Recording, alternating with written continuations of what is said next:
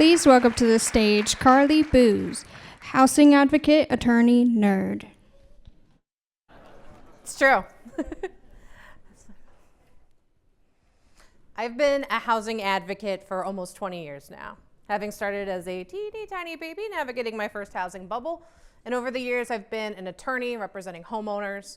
I've been a policymaker helping guide our public investments. And now I'm a researcher and advocate fighting for all of us here in Central Ohio. And I'm thrilled to join you and talk about some of the things that are exciting me, as well as those that are concerning me. But first, let me begin by defining my terms. When I talk about affordable housing, I mean any home that costs no more than a third of our income. So this lovely mansion here, absolutely affordable housing for someone. And the great puzzle of our day is figuring out how we get the right mix of homes for all of the people who are here, as well as those who are coming. And that's a puzzle we haven't solved yet. Today, we have 80,000 of our neighbors that pay more than half their income towards housing. And we know that when 1 out of every 2 paychecks goes to either a landlord or a mortgage company, you're sacrificing something you need to survive, be it food or medicine, just to keep a roof over your head. And unfortunately, it's a problem that's getting worse, not better.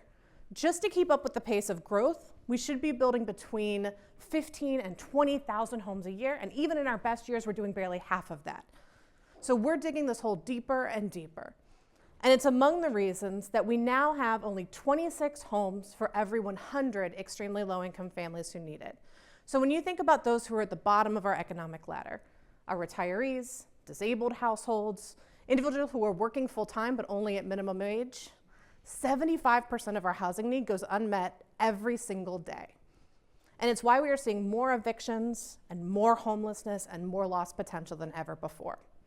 And it used to be that having a stable job was enough to feel isolated from this, and that's just not true anymore. Today, you have to earn almost $23 an hour just to afford a modest 2-bedroom apartment. And the number of jobs that we have always thought of as middle class that don't meet that benchmark is immense. It's careers in the healthcare field and in the technology sector. It's almost all of our caring jobs. And if we don't do something soon, by 2040, we will have another 20,000 of our families who fall into housing insecurity.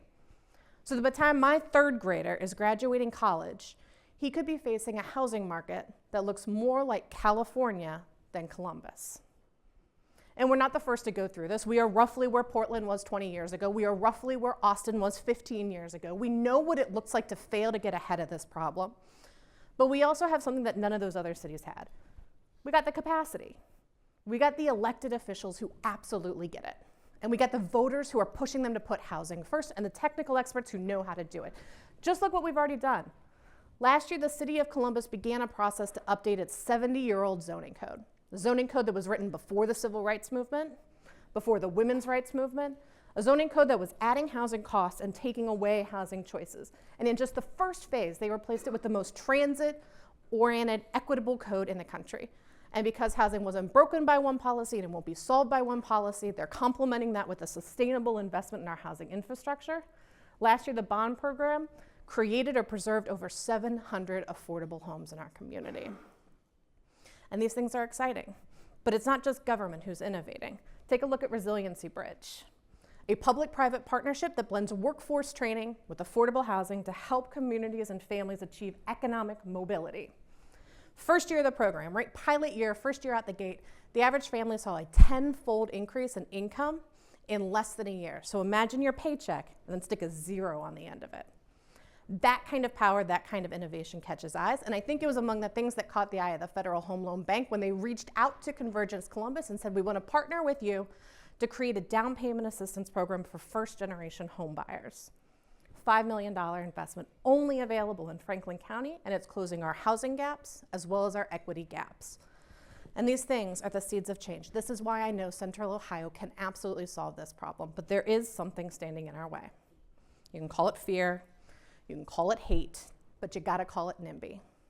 Because every time we try and do something about this problem, there is some incredibly small but incredibly loud minority that says, you can't do that here, can't have them here. And the thing that blows my mind is how quickly we have forgotten that it was affordable housing that built our modern middle class, that we all have it in our backstory. I am standing here on this stage today because of affordable housing.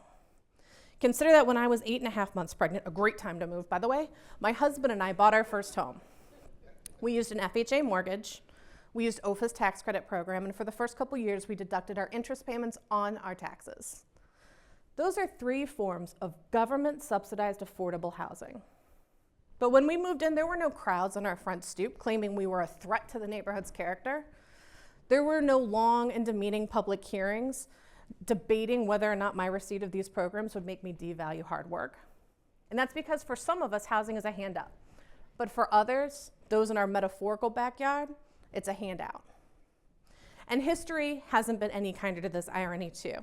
A lot of the tools that our parents and grandparents used to build their wealth have been taken from us.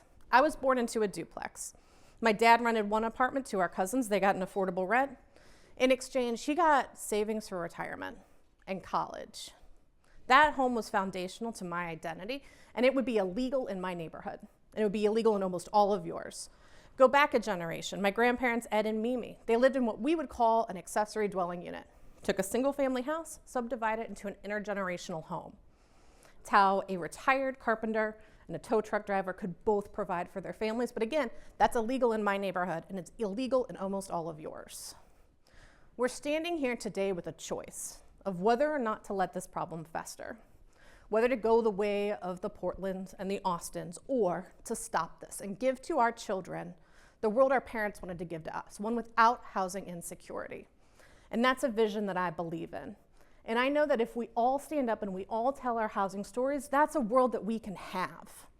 When they try and use housing to divide us, our stories show that housing makes us stronger. When they try and say there isn't money in the budget, our stories show that housing makes us wealthier.